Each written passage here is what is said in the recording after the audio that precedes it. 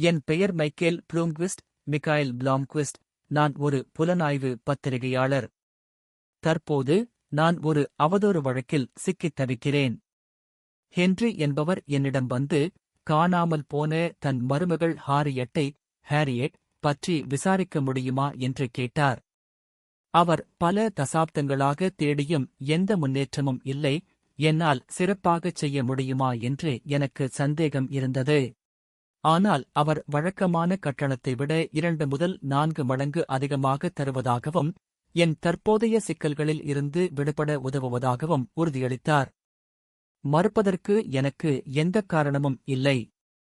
விரைவிலேயே ஹாரியட் காணாமல் போனதற்கும் அவரது குடும்பத்திற்கும் ஏதோ தொடர்பு இருப்பதை நான் உணர்ந்தேன். அவர்களைப் பற்றி பேசும்போதெல்லாம் அவர்கள் கண்கள் அலைபாய்ந்தன அல்லது அவர்கள் வேண்டுமென்றே பேச்சை மாற்றினார்கள்.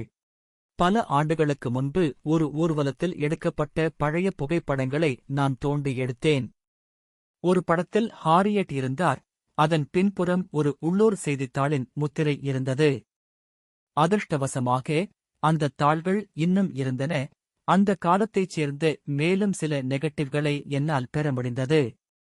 அவற்றில் ஹாரியட் பயங்கரமான ஒன்றைப் பார்த்தது போல திடுக்கிட்டுத் தெரிந்தார். அவள் முகம் வெளிறிப்போய் அந்த இடத்தை விட்டு விரைவாக வெளியேறினாள். அவள் யாரைப் பார்த்தாள்? அவளைக் காணாமல் போகச் செய்த நபர்தானா அவர்?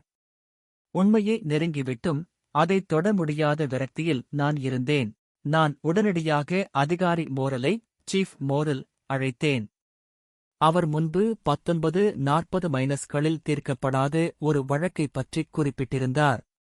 அதிர்ச்சியூட்டும் விதமாக, பாதிக்கப்பட்டவரின் பெயரின் முதல் எழுத்துக்கள் ஹாரியட்டின் குறிப்புகளில் இருந்து ஒரு தகவலுடன் பொருந்தின, மேலும் அவள் இறந்த விதம் வேதத்தில் உள்ள தண்டனை விளக்கத்துடன் ஒத்துப்போனது.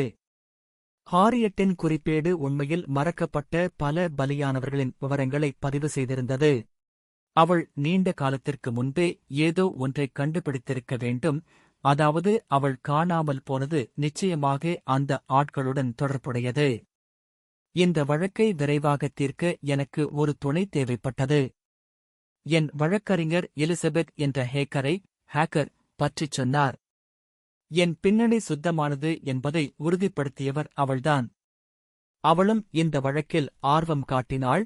அவள் உதவியுடன் 5 பலியானவர்களை நாங்கள் அடையாளம் கண்டோம். உண்மையில் இன்னும் பலர் இருப்பதை நாங்கள் உணர்ந்தோம். அவர்கள் சித்திரவதை செய்யப்பட்ட விதம் பைபிளில் எழுதப்பட்டதோடு அப்படியே பொருந்தியது. இது அவர்கள் அனைவரும் ஒரே நபருடன் தொடர்புடையவர்கள் என்பதை நிரூபித்தது. அடுத்த நாள் நாங்கள் விசாரிக்க வெளியே செல்லவிருந்த நிலையில் வாசலில் ஒரு பூனையைக் கண்டோம். அதன் நிலை அந்த பலியானவர்களுக்கு என்ன நடந்ததோ அதையே பிரதிபலித்தது. இது ஒரு தெளிவான எச்சரிக்கை. மேலும் இதற்குப் பின்னால் இருப்பவர் அந்தக் குடும்பத்திற்குள்ளேயே இருக்கும் ஒருவராகத்தான் இருக்க வேண்டும் என்பதையும் இது உணர்த்தியது.